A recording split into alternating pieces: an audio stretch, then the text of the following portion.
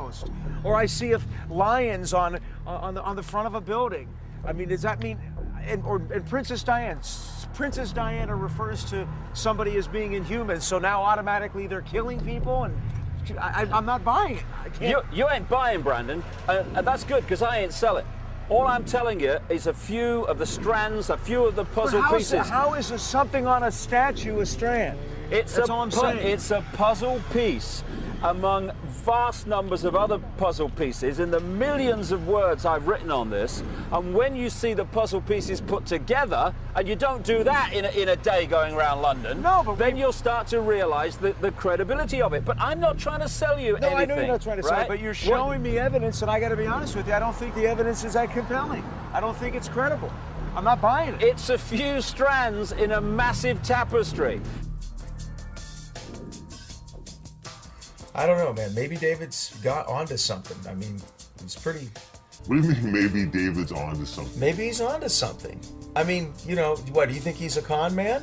What did you... No, I think... You heard him. I think he believes this crap. That's what's scary.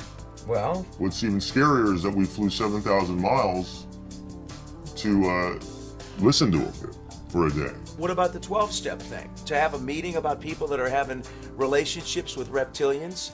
You bought it too. Don't act like you haven't bought it. You the one who you. What do you mean bought it? You were right. I didn't buy it. Listen, I never ever once in my life on this planet have said the reptilians could exist. And if you think that, there's something seriously wrong with you. No, you're lying about. You said that David Icke might be onto something, and it's a good thing that we're going to London. Yeah, because I wanted to come to London, ding dong. Oh yeah, now you're saying it because you didn't feel cool about what he was saying. I needed to get away from my old lady. Listen, I'm not saying I buy what David is, everything that David's talking about, and it's confusing.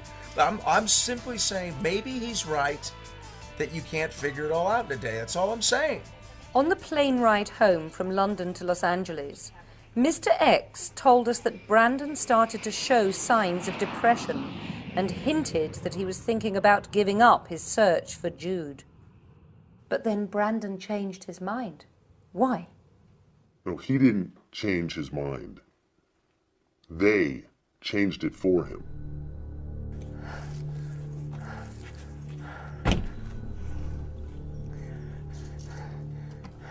While we were in England meeting with David Icke, someone broke into Brandon's house.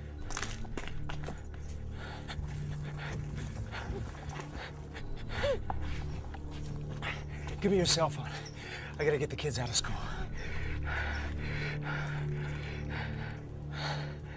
Hello?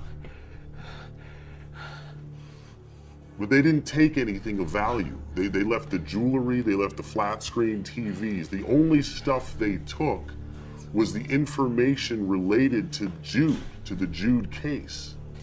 Hello, Mr. Koch. Yes, this is Brandon Corey.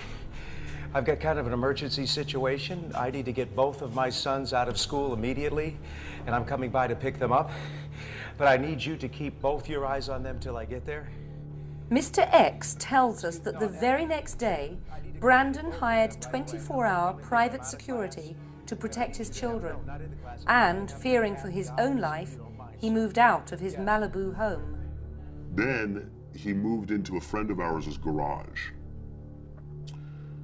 It was getting really bad. I mean, you know, he was obsessed. He wasn't sleeping, he wasn't bathing.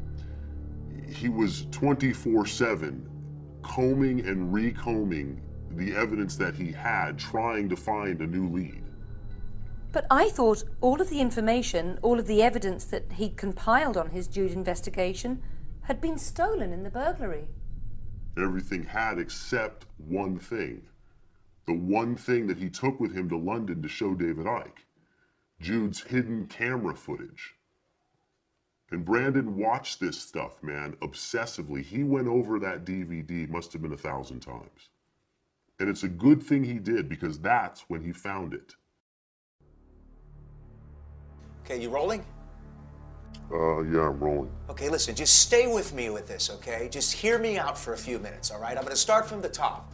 We know for a fact that Vice President Dick Cheney was speaking at that hotel in Century City on January 14, 2004. We also know for a fact that Jude went to the hotel on that same day to try to approach the Vice President wearing a hidden camera disguised as a Secret Service agent.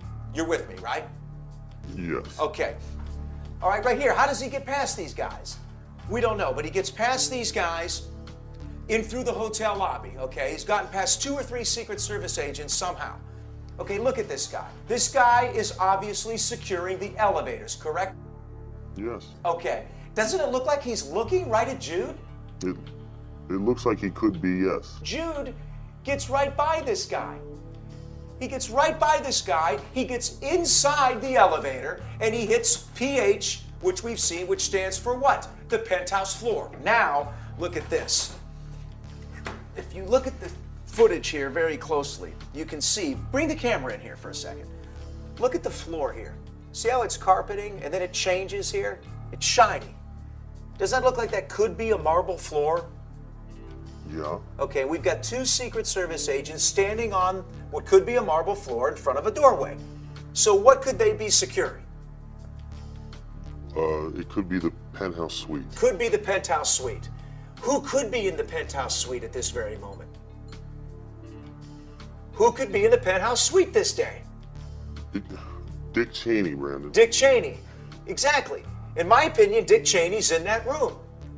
Remember what the Marine told us in D.C. Your friend Jude broke into the Century Plaza Hotel dressed as a Secret Service agent. Ask yourself why Jude wanted to get into that room. So what's your point? My point is that Dick Cheney was in that room shape-shifting. Jude knew it, that's why he was going to that room. He had the hidden camera, he was walking in there to capture it on film. Let me continue on with the footage here. Okay, they arrest him, they bring him into this command center type room, all right? This is where they start questioning him. These guys are starting to get rough with him. Now this guy here, this guy's the guy who beat him the hardest. Did you see that?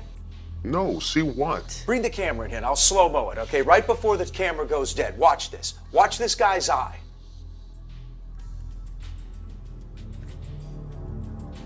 Look at that. What is that? That's not a normal pupil.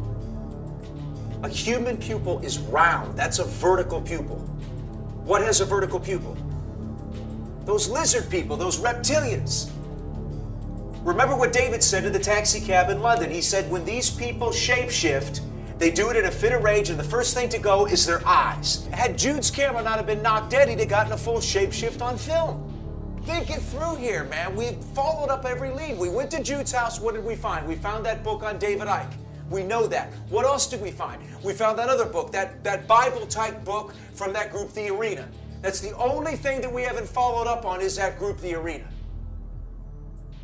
This is Professor Richard Wayman, who heads the Department of Occult Research, a non-profit organization in Denver, Colorado. Professor, can you tell us about this group, The Arena? Well, the Arena believed that man was created when Eve joined into a sexual union with the serpent in the Garden of Eden, thus creating man to serve and carry out the will of the serpent race, or lizard people, as some refer to them. Can you explain what you mean when you say the lizard people? Yes, the Arena believe that there are many people that walk among us who look human but really aren't. They call them the lizard people.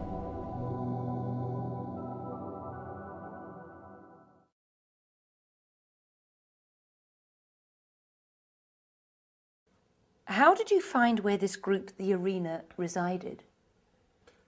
Brandon was in contact with the Marine in D.C., and he gave us the address. What was Brandon looking for? Well, we knew that Jude was connected to this group.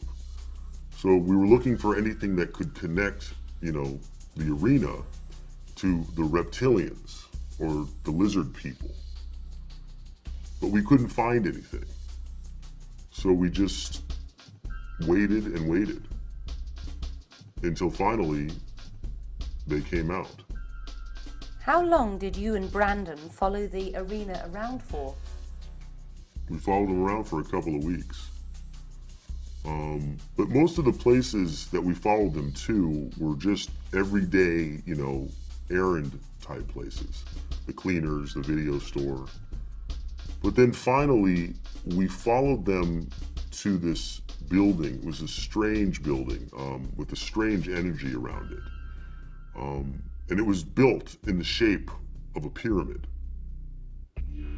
But what was really crazy was who was guarding the building. U.S. Secret Service agents, which proved to us that the arena and the Secret Service are connected. Which could explain how Jude was able to get past the Secret Service agent guarding the elevator. Yes.